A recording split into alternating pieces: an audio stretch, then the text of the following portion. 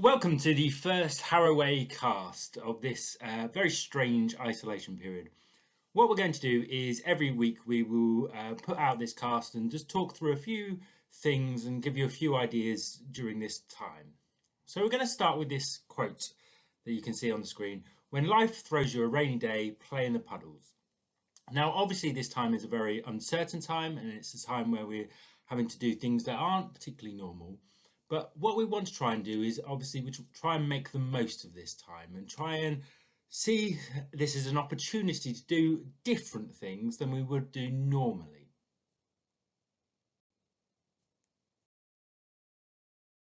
So we want to start with this message of trying to create some sort of work-life balance. We know that last week was obviously very unusual. We know that this week coming up is going to be very unusual. And we know that your teachers have worked exceptionally hard to try and put as many different materials on the various platforms as possible. But we also want to think very carefully about this work-life balance because we don't want you working 12 hours a day on trying to complete every single thing. What we want to do is for you to do your normal timetable, so to work from 9 o'clock till 3 o'clock, but then actually switch off and make sure you switch off. Go read a book, go talk with your family, go talk with your friends online. Do something different. Make sure that you are keeping that work-life balance because it's really important that at this time you keep yourselves mentally fit as well. And on that note, we want to talk about Easter. So obviously at the end of this week, we would have had a normal Easter holiday, and we want you to make sure that you still have that Easter holiday. So while your teachers will be setting homework for you, there won't be that normal school timetable because we want you to have those 2 weeks off like you normally would have done. Now, obviously, that's going to be very different for you because you're going to be at home for the majority of that. But actually, we think it's really important that you spend that time with your family and making sure that you have that proper break from this. Every week, we're also going to be setting you a thunk of the week. And this week, our thunk is it better to receive a good deed or do a good deed? And I think this is really important at this time because obviously it's really vital over the next however long it's going to be that we're really good to each other, that we're treating each other well. And one should really think, is it better to actually receive a good deed or do a good deed? And I've seen on various platforms lots of different ways that people have been thinking of doing good deeds at the moment. And a really nice one I've seen today is that students are writing their grandparents letters to try and cheer them up because obviously it is a difficult time for all of us at the moment, but particularly for that older generation. So maybe think very carefully about sending your grandparents either electronically, probably ideally best, but a letter just talking about how much you care about them and how much you're thinking about them at this time. Now, what we don't want to do at this time is lose traction with some of the brilliant things that have been going on in school this year. And one of my absolute favourite things this year has been the words of the week that the English department have put up. So we've challenged them with coming up with a word a week to carry on that good work. So this week the word is telescope. So if we look at that word telescope, to look or examine from a distance, we can break it down into two bits. First bit being tele, which meaning far or at a distance, and then scope, which comes from the Latin scopium, meaning to look or examine. So if we put those two things together, we get this looking at examining from a distance. And actually, examining from a distance is becoming more and more of a reality over this period of time. So I think that's a really good word to use this week. Now to year 11, we know that it's been a very challenging time for you at the moment, and we were so impressed with your last day at school and how brilliant you were. And just want to emphasize this point that I made in assembly, that if you've got questions about college, keep them coming. I know that I've had quite a lot this week and I've tried to respond to as many of those as possible and get answers from colleges. And for some of you, I'm still waiting for those answers from college. But we want you to try and keep you as updated as possible. So what we know so far is that the Ofqual, the exam regulator, have said to us that we should be getting some estimated grades by the end of July, that you should be getting some sort of grade by the end of July. And that at that point, at the end of July, you can take it to the college and look at kind of enrolling into the various colleges. What I know, and I've had a few of these questions, is that the college taster days that you would have historically have probably won't be happening this academic year. So what you'll have to do is, obviously, the colleges will be interviewing you post your grades online, or they'll be telephone interviewing you, and that way you can secure your place. But I think a big thing throughout the colleges that's come through is that they are going to look at things very generously this year and very much keep in dialogue with you. So don't want anyone worrying, because we will make sure, like I've said to you a number of times, that we'll make sure you get your place and make sure that you do what you want to do moving forward. Now, before we broke up for isolation, what we were starting to get was a very, very intense house competition. And the three house leaders very much want to keep that race for the House Cup going, because we want to be able to award, maybe it's electronically, but award the cup by the end of the year. So what we've got is, this is the first of a series of competitions that we're going to do over the next few weeks. And all these competitions, points will be awarded and they will go towards the house competition. So the first one is to simply take a photo, write a poem, sketch a drawing, create a dance, write a story, or make a film with the theme spring. So there's some examples here. So a butterfly on a bush, a flower in bloom, a chocolate smith face of a greedy child who's already found their Easter eggs. Anything that you can find inspiration from. And we want you to upload your entries to the House Comp Google Classroom by Friday the 3rd of April. And you can see here that we've got 3 different Google Classrooms, so Kestrel, Buzzard and Hawk, and you can see the code there. So I'll just leave them up for a few seconds so you can see the code.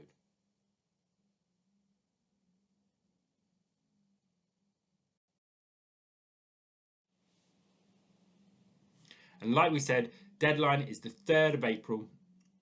And we expect and we know that there's going to be some brilliant things going on. We know in some of the previous competitions, particularly around baking of the cakes, there were some absolutely brilliant things happening. So we know that some of you will have a bit of time on your hands at the moment, and this would be an excellent way to use that time. What we want to do also is try and fill these different casts with as many different things as possible. And because this is the first episode, we're going to try and just keep with some of the basics. So we've got using Google Classroom, Seneca Learning, staying fit in the household, which can be very difficult, and then Mr. Bates talking about this day in history and some fascinating things that happened in this day in history. So first up, we have Miss Darby talking about how to use Google Classroom and some of the basics of it. Student Guide to Google Classroom. First of all, you need to make sure you're logged in on your school Google account.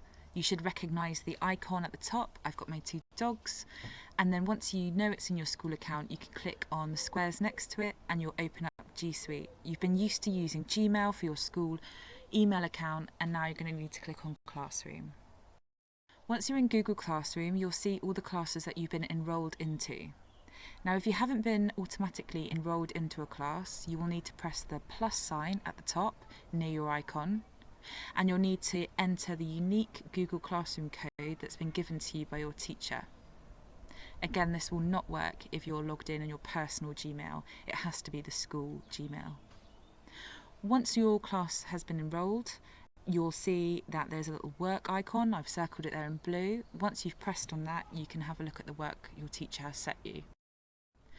Now, it's really important that you read through your instructions from your teacher carefully, because they will detail the expectations, what you need to do, and they might have included an attachment, just as the PowerPoint here, as well as some Word documents for you to read through, edit and hand in.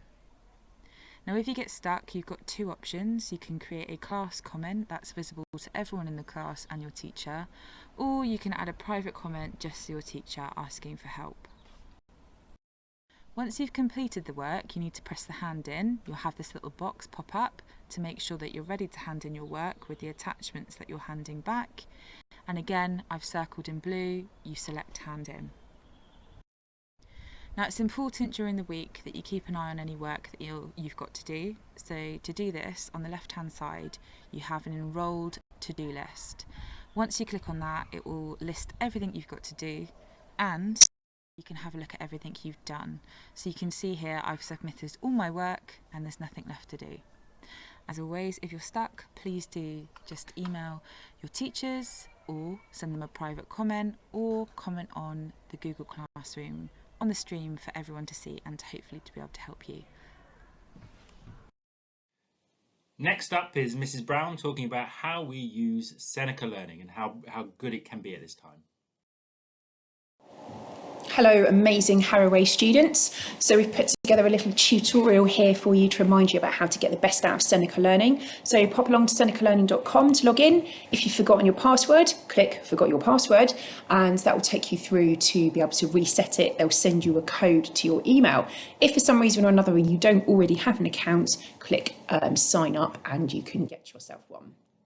Once you're in, all of the courses that you have access to will be listed under your courses.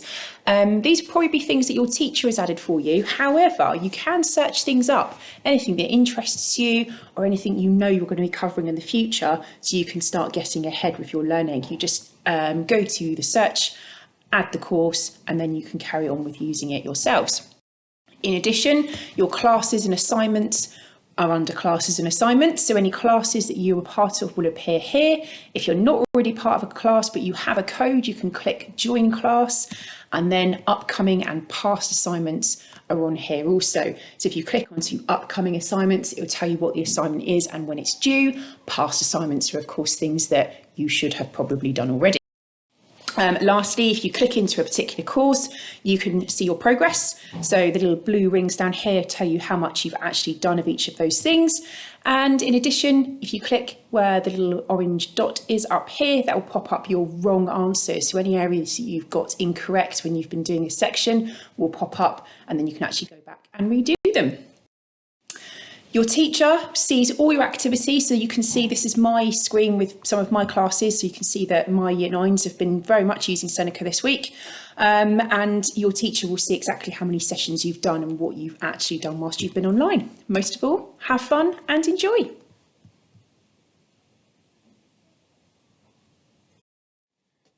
Next up is Miss Walker talking about staying fit in the household. Good morning, Harroway students. It's Miss Walker here. I've been asked to put together some slides to explain why exercise is good for us during this time in isolation. So, it's not only good for your physical health, but it's also really, really good for your mental health. When we exercise, it releases endorphins, which, put very simply, make us feel happy and make us feel good. So here's some ideas of what. So firstly, YouTube has a wealth of workout videos. These are some examples, but trust me, there are loads and loads and loads. So if you feel like you want to exercise but don't know where to start, I would suggest that YouTube is a really good starting point. Similarly, there's lots of gyms on Instagram that have started doing Instagram live sessions, mainly for their customers, but actually they're making it free for anyone. This is an example. This gym, Cirque Life, are doing morning and evening Instagram live HIIT sessions. HIIT stands for high intensity interval training, which basically means that if you're not sweating by the end of it, you are not doing it properly. I've actually done a couple of these in the mornings this week, and it's a really good way to start your day. For those of you that might be looking to develop your flexibility, dancers, I'm looking at you in particular, there are loads of really good videos on YouTube that are kind of to do with yoga, but also to do with flexibility and stretching in general. Again, this will be really good for you physically, but also from a mental health point of view. And then finally, get creative. You don't have to stay indoors to exercise. If you're lucky enough to have a garden, get out there and enjoy this sunshine.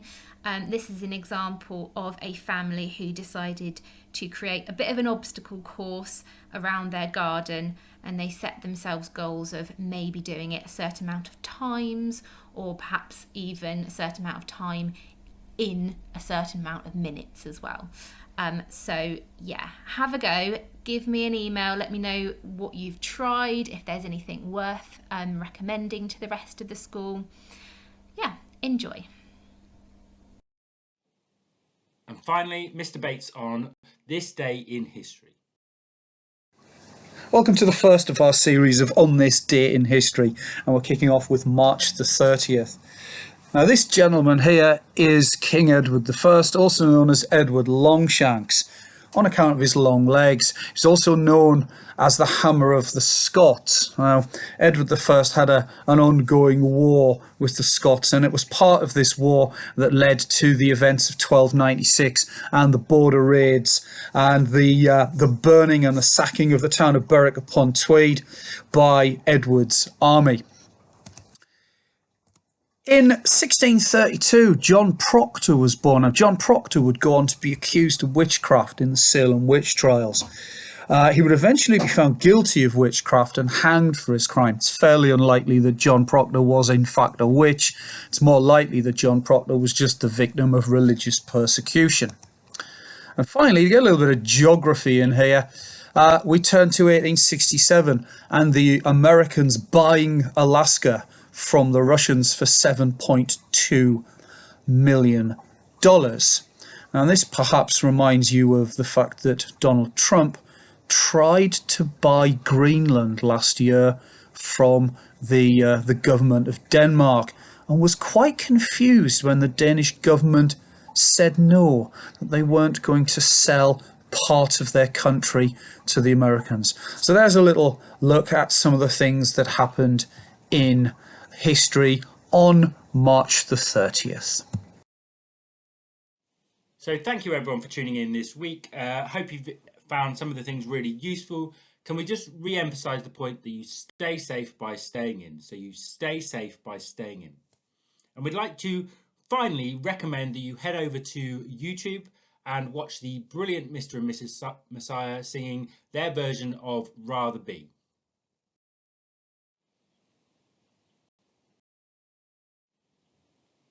So if you just type in this, then it will head you over to that fantastic video. Okay, thank you very much.